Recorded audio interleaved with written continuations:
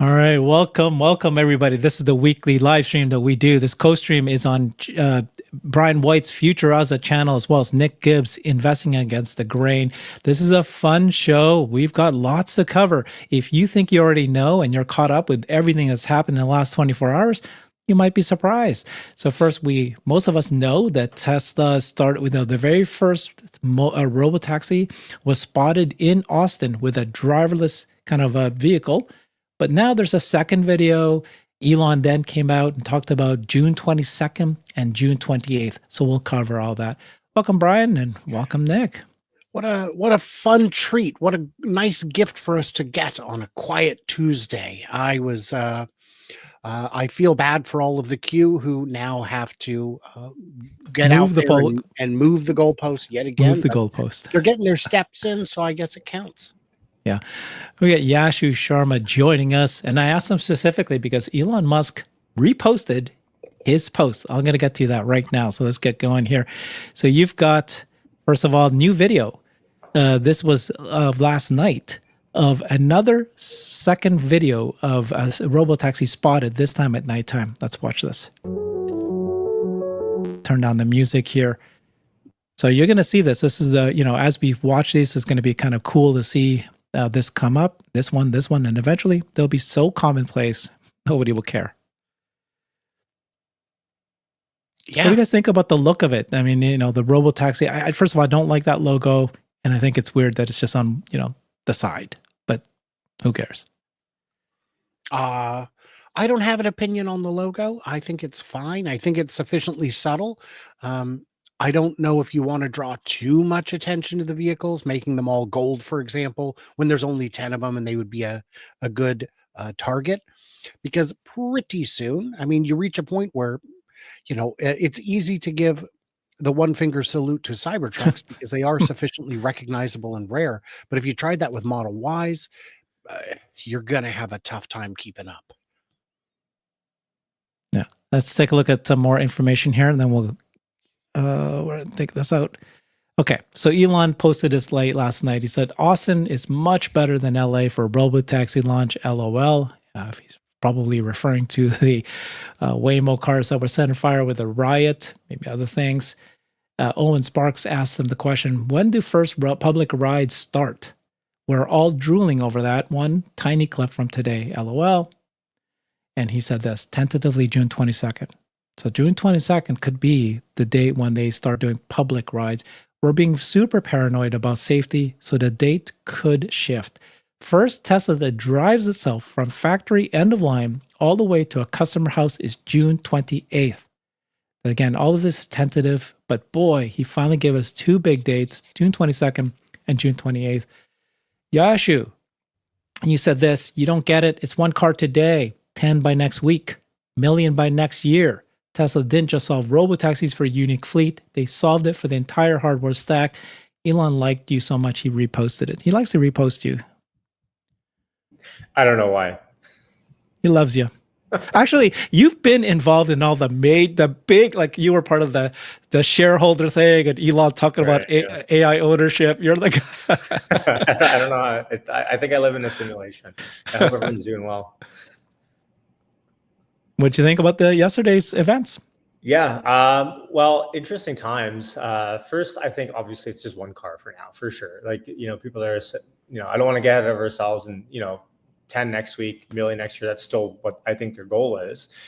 But at the end of the day, I mean, like, it's an historic moment. Like, how many years have we been talking, all of us together for, FSD, it's progressing, V11's here, V12's here, huge stack, like the merging of the highway and the city. Like, we've gone through everything to get to a point where we've hoped to one day talk about a real live, in the wild FSD ride. To be fair, that's not fully here yet because it's employees, internal beta only. But it is live in terms of working, but it's not like we have a Farzad giving us a review in one yet. But that could very well happen by the end of this month. So I just think it's a good time to pause and reflect on how far of a journey this has been. Mind you, some of us probably on this panel thought this might have happened way back ago, maybe even last year.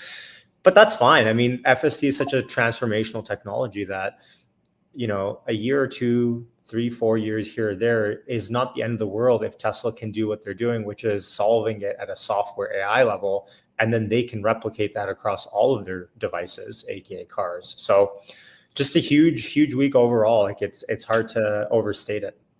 Yeah. Thoughts, Nick?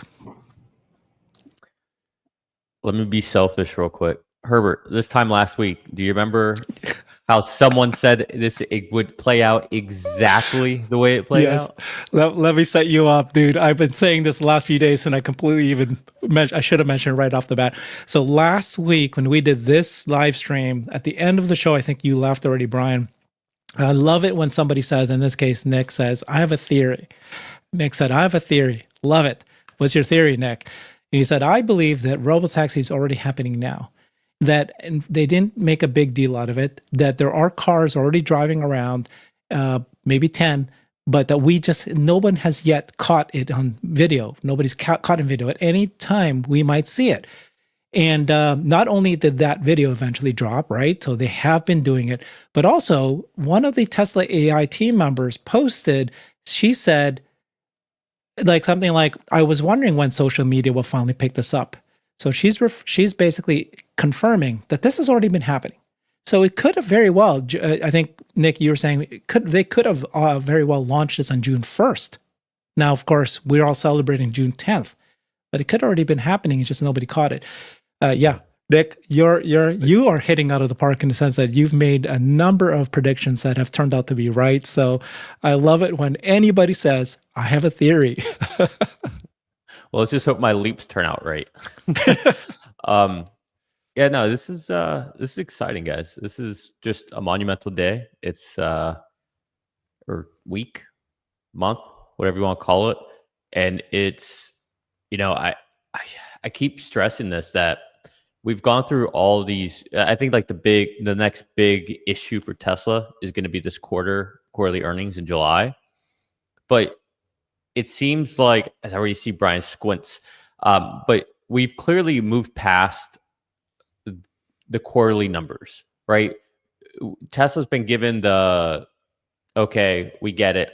This is not the main story. It's this for quite some time now. I would say for almost 4 straight quarters. And this is the first time where Elon and team are going to be able to come on, talk about the narrative and the dream. And for the first time, you're not going to be able to have someone being like, yeah, okay, boy who cried wolf. It's going to be like, oh, we have something to sink our teeth into. Okay, how much do you think you're going to ramp up? When are you going to ramp this up? How many have you had so far? How many drivers? Like, we're actually going to get real world data rather than a story. And I think that's a really big deal. And I know it's not the sexiest thing to talk about, but to me, it's like, that's everything right now. That's paradigm shifting. This will be the first time we have a quarter where it's not just tell me the story of what the future will be. It's going to be like, no, it's happening. You can go test it now. It's real. It's launched. No more storytelling.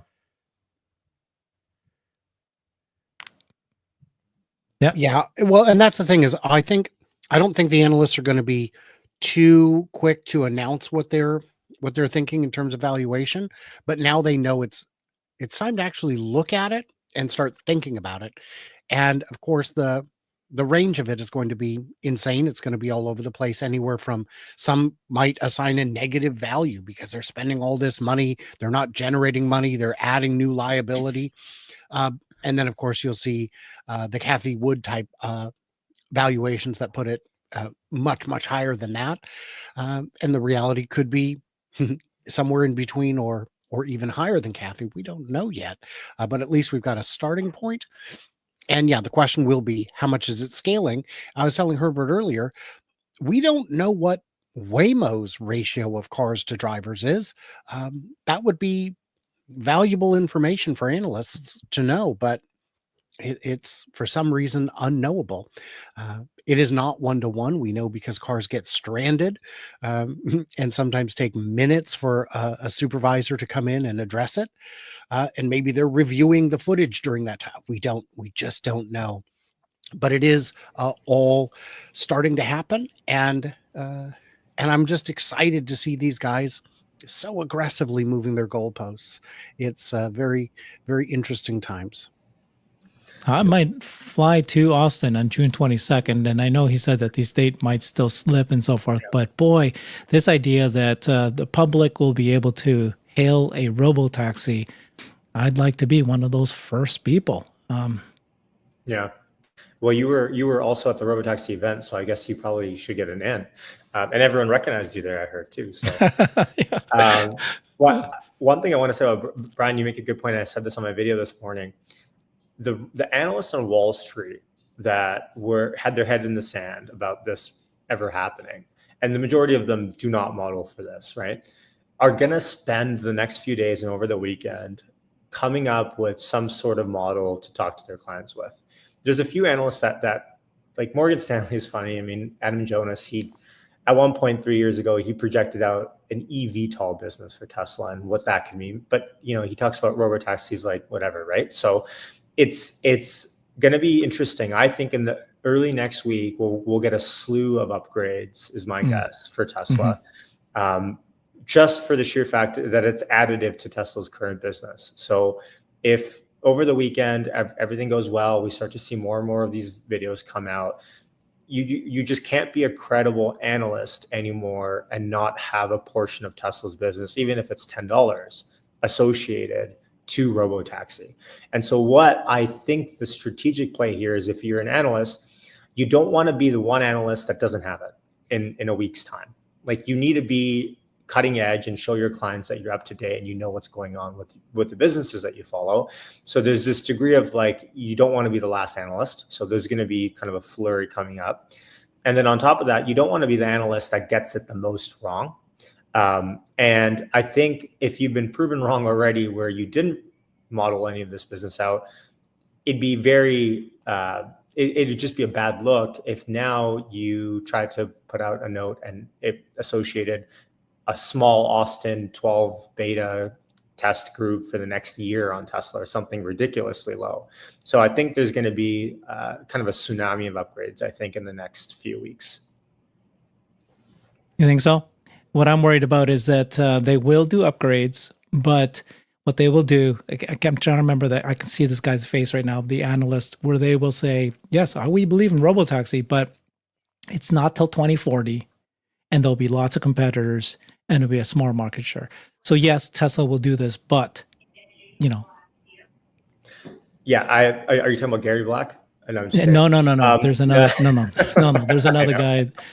Yeah, but look, I think it's just not a credible. It's not a credible perspective to have, considering what you've already seen, which is robotaxis in the wild in Austin. I think very well it could happen, Herbert, but I just don't think it's something that, on a safe face, that you can show publicly as a business perspective on Tesla. It's Tom Narayan of RBC Capital. Says, I'm a bull. I'm a Tesla bull. I believe in Robotaxi. And you're going, okay, this is great. We finally got the guy. And then what's your price target? And why is it so low? Because 2040 competitors. And I'm like, okay. 2040. Well, I would say that I don't think we're going to see upgrades immediately. I think we might see them in the next month or two, depending how the rollout goes. Because these guys are very slow to move. They're very slow, and they typically only look in the rearview mirror, which is why they miss every serious bend in the road. That gives retail investors a potential advantage, potential disadvantage. But yeah, it's going to be interesting to see. Actually, I have a question for you guys. So before you move on to this, so in Tesla's production delivery report, which will come out soon, when they talk about sales, and these we know are Tesla-owned fleet cars, right? And there's only a dozen or whatever. There might be less than a dozen right now. Are these going to be considered sold and delivered? Or are these going to be considered a new line item in the production deliveries report under Tesla-owned and operated Robotaxi? That's an interesting thing I was thinking about this morning. Was in a few weeks we'll find that out, and maybe it's just regular, delivery and deliveries to Tesla, and they don't even denote that. But I feel like they might. That's interesting, because I would think they would fall into the same category as service loaners, as the cars they use around the facility for security. So I don't know. I think it would count as production, but not delivery. Yeah, this could be this huge, production, but no, the delivery's fallen by 10%. Wow, Tesla's in trouble. They're not counting. They've got a year of inventory. No, that's they're not using it now. Yeah. So this was another post that I missed sharing yesterday. That Elon said the streets will change very rapidly. Autonomous cars will be very common throughout the world in 2 to 3 years. So when this launches, he gave the June 22nd date. So of course we have these articles being written now. But I wanted to point out something on the second page of this is that there is going to be protests. This obviously we know about this guy, right? Dan O'Dowd, who's been very rich, very funding, these anti-Tesla, fake videos of Tesla's killing fake kids and so forth, because he's the CEO of a competing software that is basically dying at this point because no car company needs to buy his software anymore. So he's got this thing called the Dawn Project, which is a partnership with anti-Musk activists, including Tesla Takedown and Resist Austin. They're going to plan to host a demonstration on June 12th, a protest on June 12th in downtown Austin, show off safety issues with Tesla's electric vehicles. And so what do you guys think about that? This is obviously a very careful time for Tesla, the brand. This is being rolled out, and is the consumers going to go out there and think, oh my God, this is so dangerous? Or this is nothing burger. Well, I think he's embarrassing to his alma mater, which I'm pretty sure is Ringling Brothers. But no, Clown College is still college. It's got college right in the name. No, he's jealous. He's bitter. He told Tesla early on, use my software in your cars. Everyone does. And they said, I think we're going to go it on our own. And he said, boy, if you do that, you are going to fail. I promise you. And when they didn't fail on their own, he decided, let's make it happen. I mean, let's get artificial and put some weight on the scales. It's never worked out well for Dan. You've seen the demonstrations of him forcing autopilot or FSD to mow down implausibly small, very unlifelike mannequins. It is a weird obsession. He needs to let it go, but I guess he's going to donate a whole bunch more money to newspapers and anyone who will take it to listen to him. In the meantime, he has what I can only call resting Dan face. He always looks angry. And I think that anger comes from inside of him. And I think it's eating him alive. And I think it's not eating him quick enough. Yeah, I don't know. He's a bad rich guy. Like he's doing it wrong. Like there's so many different things he could be doing. I don't know why he's wasting his time on this. Even if it puts him out of business long term, like what's he really care? Like he's done. He's won the money game. Like go do something else. Go do something additive to the world. But it's revenge. He wants revenge. How dare you slight me? I said you would fail, and I will do everything in my power to make sure it's true. And he could be very, very rich, but he's not the richest. That's for sure. I mean, at any point, these guys can jump in front of the car. They can try to make it cause accidents. And, the good news is that everything is being videotaped, right? Yeah, exactly. Like no matter what you do to try and get a headline, you're going to lose if you try to do something malicious because we're going to see it. Like you're not going to be able to hide it. So it's, people can go for it and do it, but the data will be released very quickly. So. Yeah, and I think that's why Tesla has it more incognito, right? It's that little logo on the side. It's not like a Waymo. Like it's not really like what you were saying with like the Cybertruck earlier.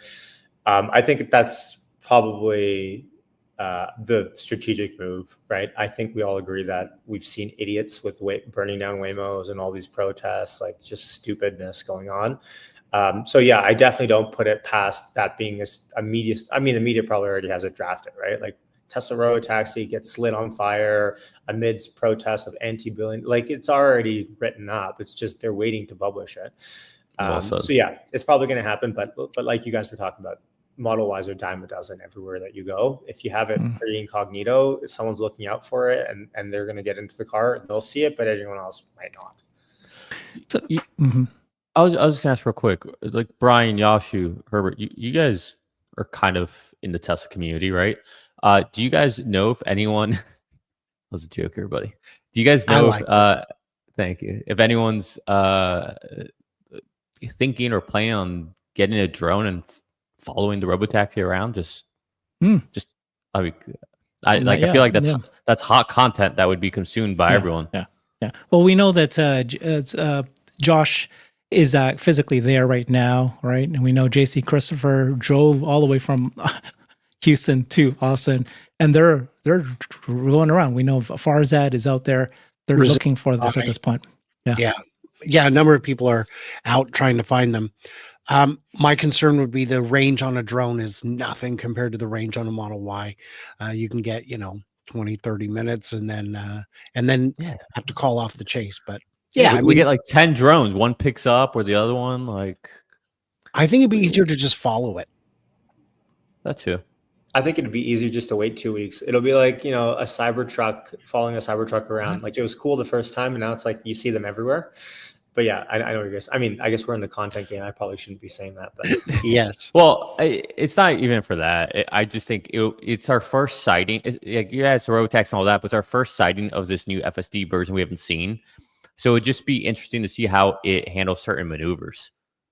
It's just and what type of complexity or where they're geofencing it or if they're avoiding certain things. Like there's a lot of interesting things to look for. You guys see this one? This Paul Tunney said this. Yesterday's Tesla Robotaxi, they saw that a license plate was 6EU958, and they was spotted on April 3rd, testing the Gigafactory 2026. Must have been We can last ask him. He's in the chat. Is he? Okay. And then he goes, spotted testing at the Gigafactory around 20 other cars. And so here's the 20 other cars. So these are all being tested. And so we might see these cars out there. And then Yoda said, Tesla Yoda, right, said that you should put that into this website. Yeah. What is this website? Tesla Yoda's website? Tesla.rodeo, I think is what it's called. Tesla.rodeo. Yeah. And it's, who knows? It might be one of those sites that only lives for a week before the numbers get so crazy that it doesn't make sense anymore. But, who knows?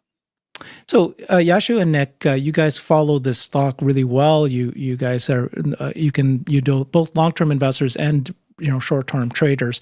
What are you expecting in the next weeks to the stock? Wait, you're on want mute. to go first. Yashu. Okay, fine. I'll go first. Well, I still think analysts will come out the wazoo in the next little bit. I know you guys disagree, but I just think it's the strategic move. So I think the upgrades will help. I mean, last week we were pretty close to breaking out, like to a point where I thought all-time highs might be in play in the short term, but we promptly got rejected right off that pivot level that we were currently sitting at last week when Elon and Trump began their little cat fight together. So, I think the next level really is the 360 level. I said it this morning in my video as well. The 360 level is the one to watch to see if we get slapped off of.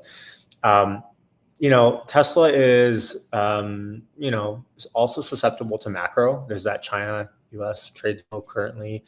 As much as we don't want to maybe talk about macro, it does play into what happens here in the next little bit. Seems like the market is optimistic on something, although it is confused on the details of this deal, if there even is one.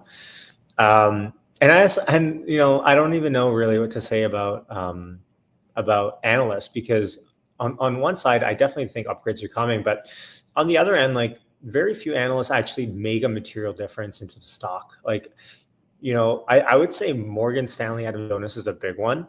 Like, when he comes out with a large change in his stock price, Wall Street notices, I would say. Less so with his research papers, but more so with his big price target jumps. He was infamously the one that had the big upgrade right before the Hertz deal, or after the Hertz deal, and we went to all-time highs. He had one recently last year too. So, I think the potential is there. And then, of course, production deliveries coming up in the next in the next month here. So, yeah, a lot going on. I think the potential is there. I still think. Yeah, I'll just build on what Yashu is saying. Like, if you look at the stock right now, if you zoom out past like the days, it's actually looking pretty constructive. It does look like, we're making higher lows, so that's good. Um, Again, like if you just look at everything from, no matter, like if you're a technical person, if you're looking at like MACDs, if you're looking at fib extensions or anything like that, we're actually set up to really break all-time highs. Like that's where it's looking at. And if you look at like volume profiles, Pete DiCarlo, he talks a lot about volume profiles. If we, to Yoshi's point, we get through like 360, 370, like in those ranges, it should slice like butter to get up to, near all-time highs, if you believe in all that. And I think Tesla, with everything that's compounding right now, and as we get through the summer, I could definitely see that happening. The story is becoming less and less about fundamentals, and I think we've seen that over the course of time. And it's more and more, are they going to be the ones who deliver this disruptive technology? And I think the moment that will really kind of send us to the moon, as people say, will be when you see more FSD vehicles out there than what Waymo has. Because at that point, where is the competition? If Tesla can move so fast to catch the perceived number one, how does that company catch up? How does anyone else catch up? What I would say to that, Nick, is, I mean, you're absolutely right, and I'm sure we've all said this, but if Tesla wants to enter a new market, how many cars do you need? 5,000? All right, you've got them. They're there. We didn't have to do anything. We didn't have to order them from Austria, ship them to Arizona, get them on different trucks 3 months later and ship them out. They're just there. And if it's not too far from, I mean, if we're talking Dallas or Houston, just send them. Don't even think about it. Just send them. They'll be there in the morning. No trucks, no drivers, no hassle. So it's the scale of the solution is insane. Waymo has to cut everyone in. They have to cut in Uber. They have to cut in Jaguar or Kia or Zeekr. They have to cut in Magna to upfit them. That's a lot of fingers in the pie. And if there's one thing I don't like, it's pie fingers. I've never, ever said Nick is absolutely right. Never said that. I've never said pie fingers. No. So you guys, the sentiment has changed very quickly, right? Imagine where we were. Are you saying I'm absolutely right? I said I've never said Nick is absolutely right. He doesn't even want to say it. He can't even get himself to say it. Yeah. Yeah, because if you rewind it, you can hear Brian saying, "We've all said it. Nick is absolutely right." Nick is right. Nick is right. No, that's true. All right. Okay, so the sentiment has changed just immediately within like seconds, right? Literally, last week was the negative. Everybody thought it was over for Tesla.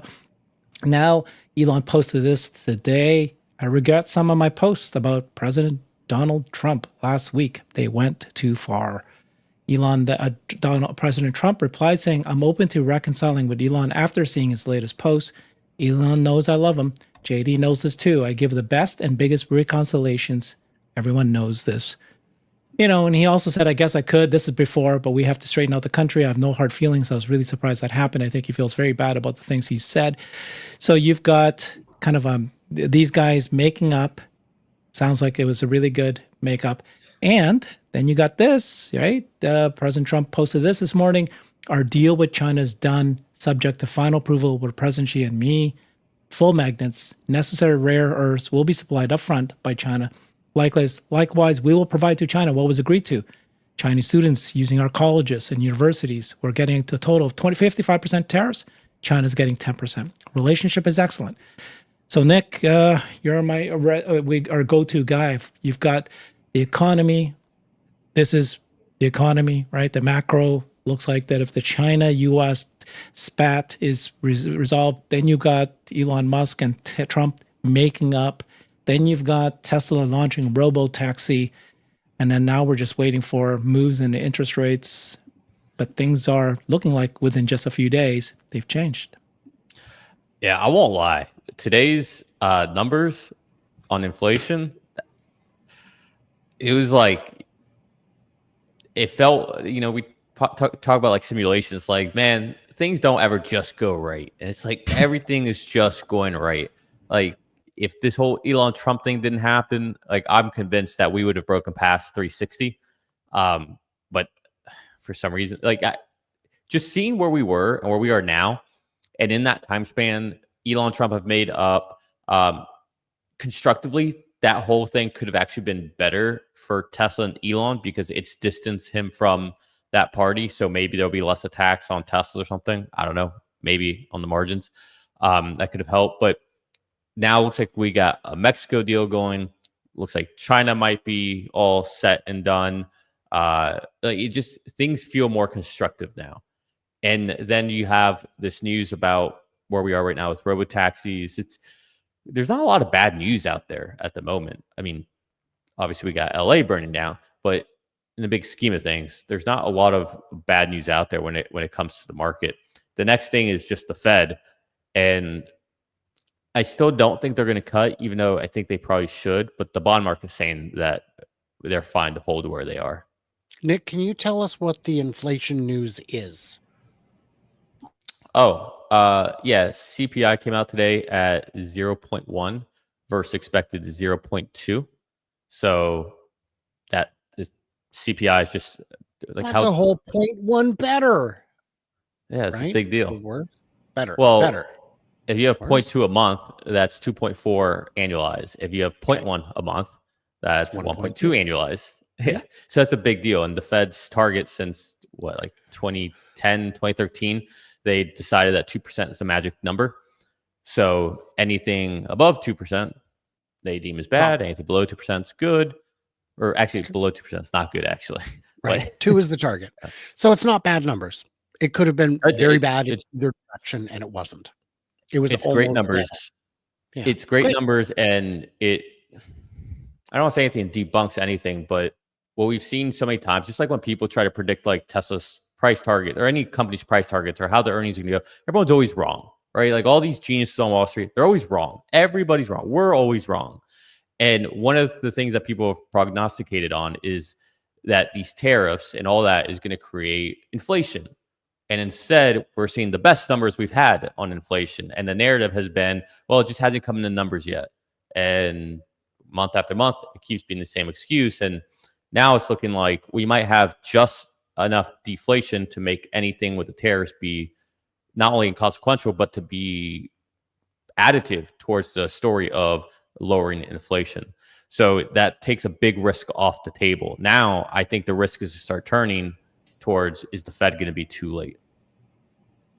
Yashu. Yeah. I mean, Trump's tariffs will cause inflation in other countries like Canada.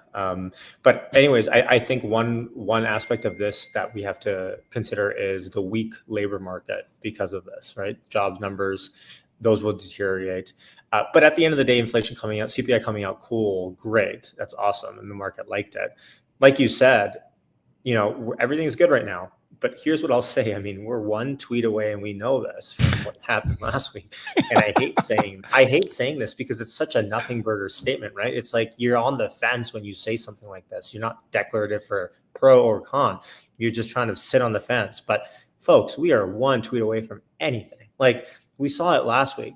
Trump, 2 weeks ago, Elon Trump, you would have thought they would have been, having sleepovers every day. And then a week later, they can't be in the same room together. So that's not to say that's going to repeat, but if history has shown us anything in the last 6 months, it's that don't rest on your laurels here a little bit. Like anything is still possible with this macro environment that we currently live in. And yes, to the positive side, yes, let's say the US-China deal does go through. Let's say Trump and Elon relation does go well, which, by the way, I think that Trump tweet about talking about Elon and him making up, I think that's actually fake. Someone photoshopped it on X. But either way, it's still better than it was a few days ago. What? Yeah, that Truth Social one saying that Elon and I have made up or whatever, that one that you showed. I did not show anything that was made up, dude. No, so that second one, that Truth Social one. Yes, this one. Apparently, this one is not real. I was looking into that. Someone in the comments, verified. Oh, this is. You're saying this is not real? I was looking at it this morning and someone was sharing it and I was reading all the comments. Everyone's like, this is fake. I went on Truth Social. I could not find it. So I don't think that one is real. I mean, if it was, that'd be great. Someone in the comments let us know though. Yeah. But either way, I mean, like everyone's falling for it. It's totally not your fault. Oh, okay. Yeah. No, I mean, I thought for sure. Sorry, everyone. Well, because if that was true, that would be massive, right? Like, holy cow, everything's kind of pretty much turned around. But yeah, I mean, we're one tweet away from anything, which is the stupidest statement. I hate saying it, but it's true. But at the same time, it's the most exciting times that we've lived in, I think. Like, I look around and I go, the world is shifting. Yes, we got the soap opera going on in the administration, fine. But we got robotaxis out. We got the new cutting edge AI models around us. Every single day, there's a new update coming out. The market is the most fun market that we've been in. It's the most fun stock market, I think, that we've been in history. So all in all, I have to sign out here. So all in all, I just want to say it's super exciting. Everything that's going on, good or bad or ugly. And I love talking to you guys about it. Okay. We appreciate you. And it is exciting. And normally I would call it terrifying, but I happen to be on the right side of it. Yeah, sure. Thank you for joining us there. So earlier, Nick, you said that you think that the potential moment that the stock will realize that it's going to start going up is when Tesla Robotaxi hits about the same numbers or surpasses what Waymo does. Is that what you're saying, or what was your actual thinking? Yeah, I mean, think about it. What does that mean if Tesla surpasses Waymo? Like, on the surface level, the obvious statement's like, okay, well, they got more cars out there doing robotaxis than Waymo. Okay, all right. Let's really think about what we've been seeing. If Tesla has more vehicles out there ride-hailing than Waymo does, even if it's just Austin, we're already seeing Waymo displace Lyft and Uber. So if Tesla has more than Waymo, it's not just about having more vehicles than Waymo. It's about now fundamentally displacing and proving out the narrative that this is the future and that people prefer this mode of transportation. And if we see what Waymo's doing to disrupt Lyft and Uber in San Fran with very few vehicles in a very slow rollout, look, this December could be nutty. What we see, like, this is gonna sound crazy, but there could be a whole disruption of Uber and Lyft and Waymo in Austin. Like, I really think that's a high degree of possibility that could happen. Yeah. Now, I've got a question for you, Nick. This is, let's say everything goes perfectly. Everything from the technical side, everything goes perfectly. What would you think would be the fastest rollout that they would do to preserve safety and exercise due caution? But at every step, they're like, boy, this is looking right to me. But how fast do you think they would start scaling ridiculously? I was actually thinking about that just the other day. I guess the other day, maybe it was last night. I was having a little old fashioned. I was thinking about this thought or this question you just posed. So it's great you just brought it up. So I think they're going to essentially while they're still in low numbers. So say double digits to maybe 3-digit numbers. I think they could potentially double every couple weeks. So let's say that right now, let's say when they launch, they have 5 to 10 vehicles. Okay. 2 weeks later, maybe that goes to 10 to 20. Another 2 weeks, maybe that goes from 20 to 40, etc. All the way up until they get to about 1,000 vehicles. Maybe they start adding. When they get to 150, maybe they're not doubling it. Maybe they're adding 50 every 2 weeks. Right, slowly scaling up there. And I think that seems pretty slow and conservative, to your point, Brian, as long as everything's going well, right? And there's no hiccups and everything's going smoothly. I think that's how it could go, but you don't know yet. When I don't think it's going to go perfectly. Not to say there's going to be an accident or anything, more so that I think they're going to find logistic errors, or oh man, there's a whole bunch piling up over here, and like, okay, we got to fix, how that routes, or oh, this person complained because it didn't drop them off here and they want to stop here and it kept going, or I don't know, other little things I'm sure Waymo has already had to deal with and they've ironed out. But if you look at how Waymo is scaling, they seem to have the logistics of everything down pretty well. So I think if they could figure it out after all this time, I think Tesla could figure it out pretty soon. And I think Tesla's been doing a lot of this already, by the way, because they have all these test vehicles out there that I think they've been working on how the logistics work so that we don't have a whole bunch of vehicles butting up in one area. So I don't know. I guess that's kind of that was the thought process I was going through last night. What do you think, Herbert? Yeah, I like that. I like It's everything you said. I think Nick is absolutely correct. What? He said it twice now. What is going on? I'm just kidding. Yeah. Okay, It's so getting hot in here. Ashok Goswami agrees with you. He said Nick is absolutely correct. Slowly at first, then ... This is Ashok Goswami. And then Phil Dwan said, it's just a small step today. In hindsight, it will be the inflection point. These guys are the top leaders of Tesla's AI team. It's going to be the inflection point. It will be the inflection point. Yeah. It's crazy. Just going back to stock for a second. We're in this moment, and you understanding. Look, right when Trump won the election, we hit all-time highs. That was based on what? Just narrative, hype, everyone excited. And then we sold off, a lot of craziness happened. Then we started becoming more constructive, started going back up. We were like at 360. And then Elon and Trump have their breakup, and we go all the way down to 275, 270, something like that. And then they start to make up, and now we're only back at 325. And so it's like, okay, so much of this is on nothing, right? And yet what's happened over that time? Over that time, we essentially have the Secretary of Transportation saying that Tesla will be the winner through a Freudian slip, but he essentially talked about having a standard law, I guess, or standard across the country when it comes to regulation for autonomy. Since then, we now have actual robotaxis out there, not in production, but we know, or not in use, but we know the dates. We know the date of the first one going live.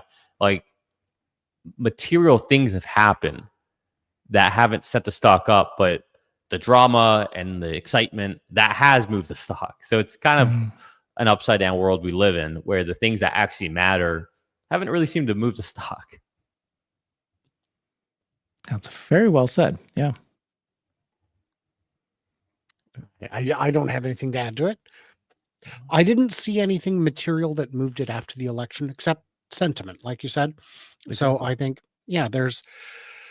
I don't know how overheated it was. Well, I saw a lot of analysts who said, well, we sold because it was at highs. But if that's true, did you buy back in last Friday? Because if you didn't, it's not about the price. It's about something else. When it jumped because of the Trump presidency, it was because of the anticipation of a federal framework. And so when the Secretary of Transportation came out and said, we're working on a federal framework now, it didn't make the stock jump because it should have been built in already. I would disagree with that. I think most people who were very excited to buy the stock are not in the weeds like we were. They didn't say the federal framework is really wonky. I think that's something that you and I could get excited about, but most investors just have no clue at all. I think it was just these guys are besties. This will be good for the company, and the rest was history. So I was asking you the question of when do you think that there could be this moment when the investors will realize that this is something big and the stock will start going. I did want to address that real quick because I didn't get a chance on that one.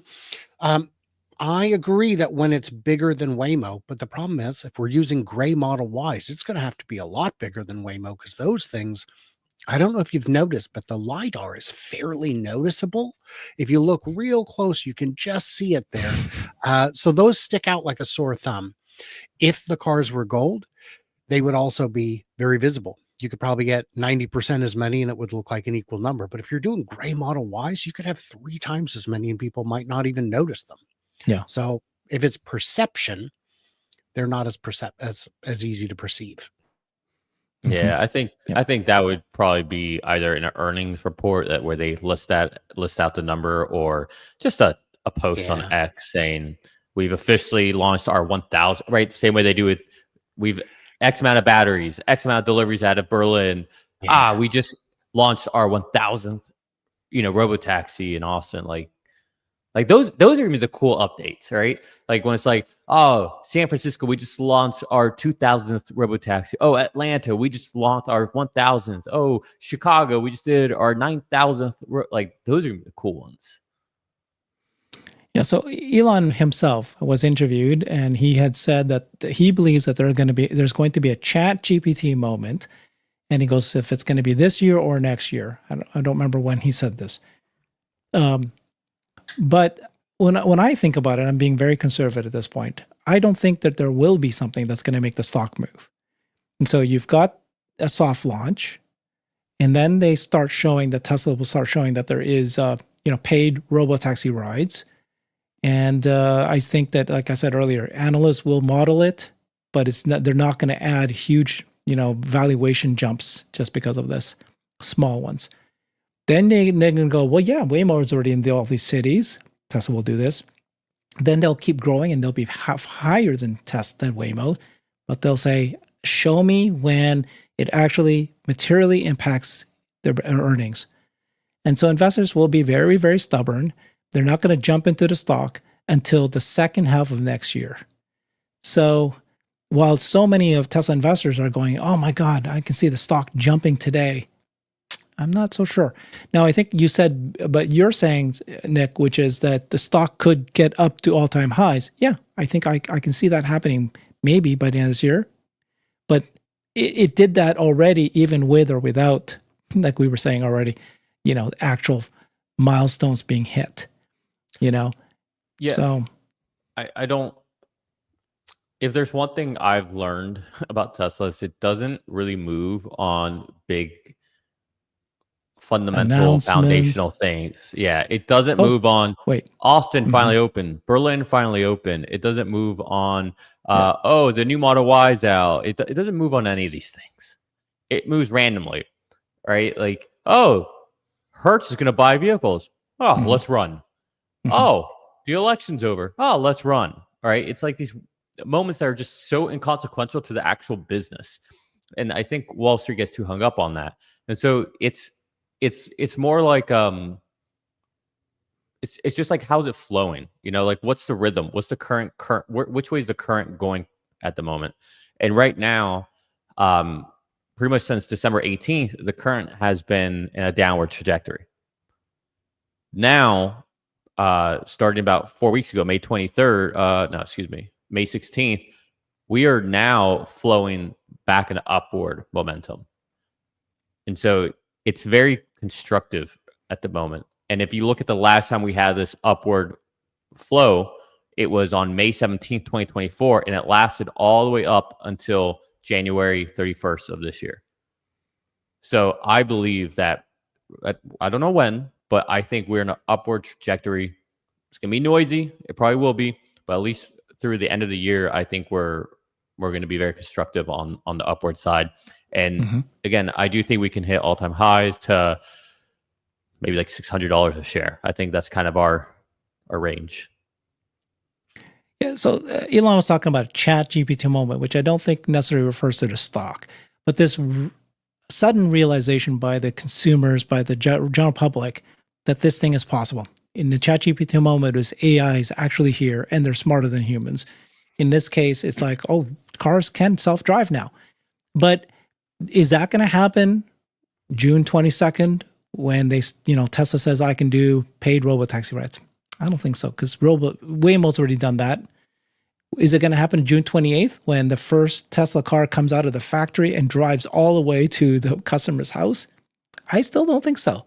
Will it happen when finally Tesla says at some point in the end of this year, when they say, hey, we've got unsupervised FSD now, and you, Herbert, living in Seattle, you can go to sleep and it'll drive you to your destination. We'll take care of the liabilities.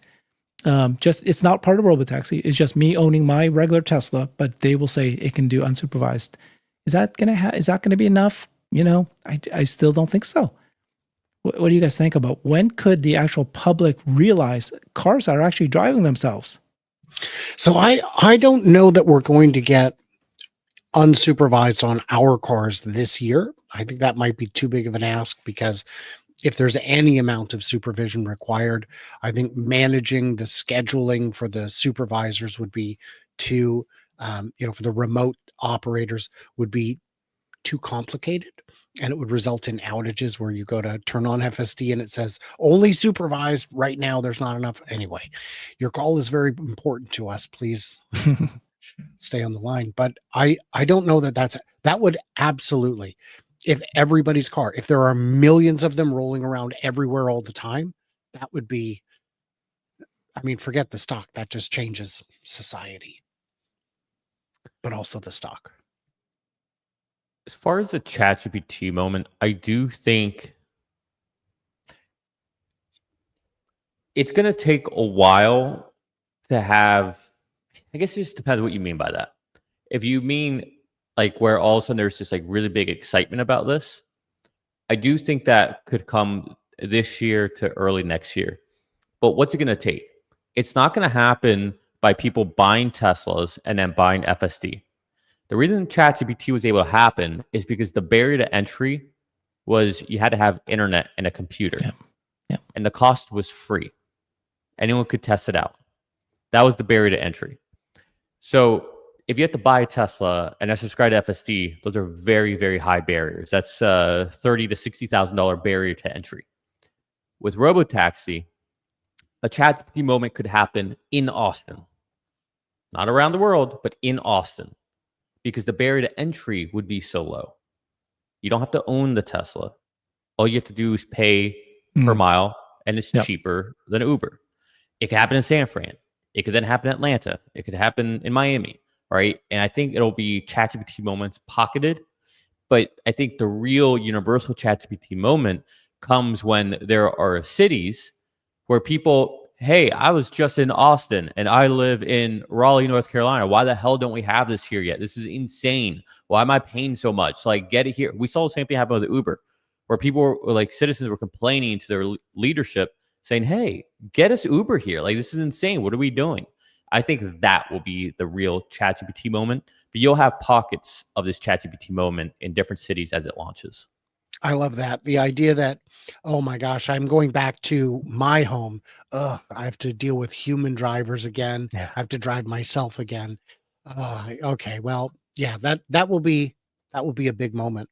I'm going to pop out a little early as a reminder. I do have an after show where I address questions and comments and whatnot, but I've got to use the restroom. So there you go. I will be seeing you all there momentarily. Wish me luck. Best of luck. Hang tight. No. Okay. Nick, you're absolutely right. So, oh my God. Yeah. No. So that made me realize exactly what you're saying. Okay. So that's how ChatGPT moment can happen. It's butts and seats.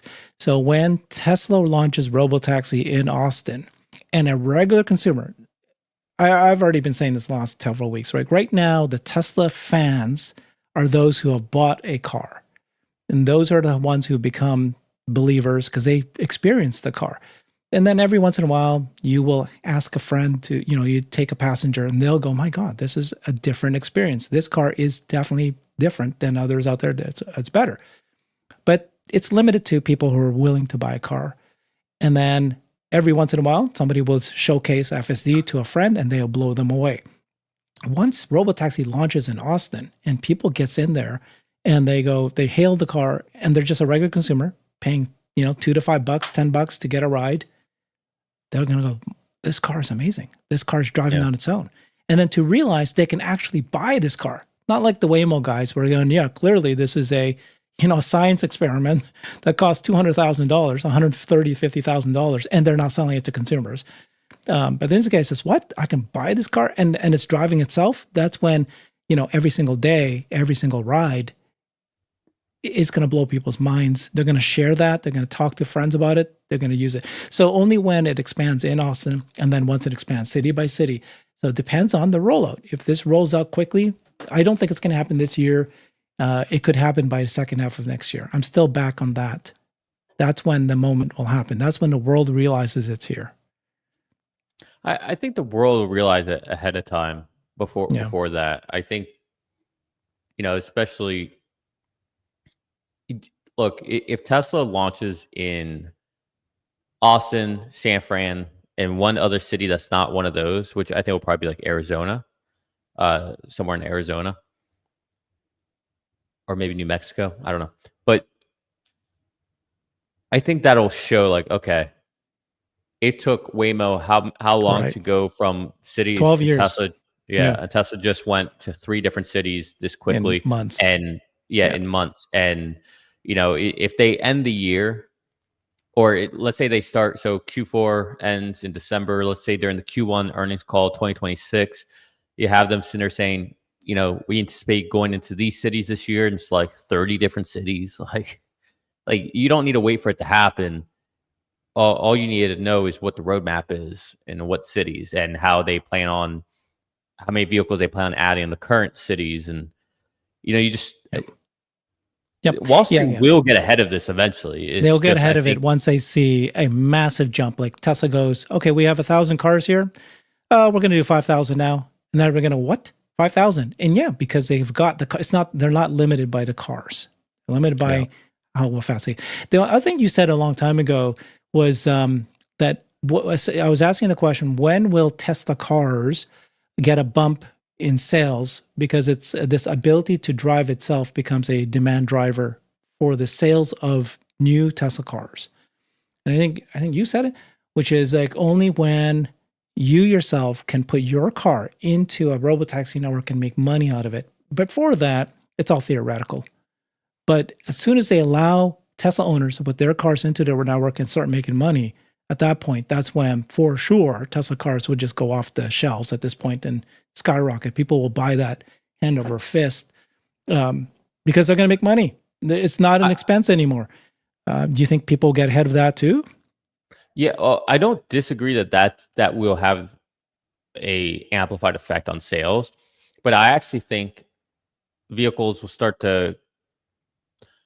I think we'll start to have a demand problem or a supply problem whenever we have unsupervised FSD. Like I think that's a big difference. Like it's one thing to say like, yeah, you have FSD, like yeah, you guys still pay attention, but once you oh, you don't have to pay attention. And to your point, like I've been in Austin, I've experienced this, and you're telling me I can go buy one for myself. Okay, like, gotcha. So you're saying, so you're saying that even if they don't yet allow you to put it into the network and you making money, but if they did allow unsupervised FSD, no matter where you live in the U.S., let's say, or maybe they might only do it for the states that they cover the insurance. By the way, probably. But let's say they have in some states unsupervised. But Brian was saying he doesn't expect that to happen this year, despite Elon saying it could happen this year. But when that happens, you think, yeah, because that's what Elon said, right? Elon said that the real value jump for the consumer is when they can be eating food, they can be sleeping, they can be doing their makeup in the car.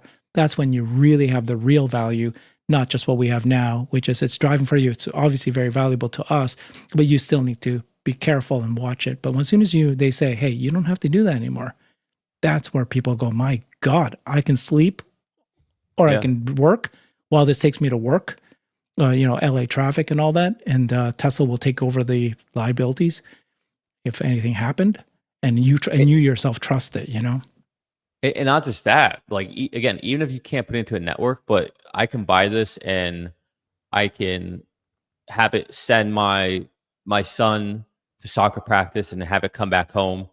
And then I could have it go pick him back up.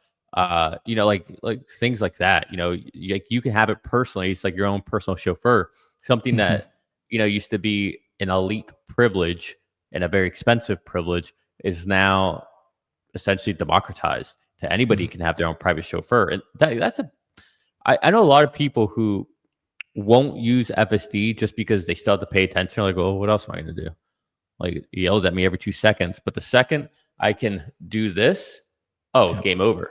Like, this thing will sell more FSD and Teslas than anything. Yeah, I can still continue to tweet. Yeah, or post. Oh my gosh. Yeah, we're very, very close. Nick is absolutely right. Okay. That's it. Last time I'll say that ever again. Okay, guys. Thank you very much. Stay on, and you'll get directed to Brian White. Thanks. See you, everybody. Cheers, everybody.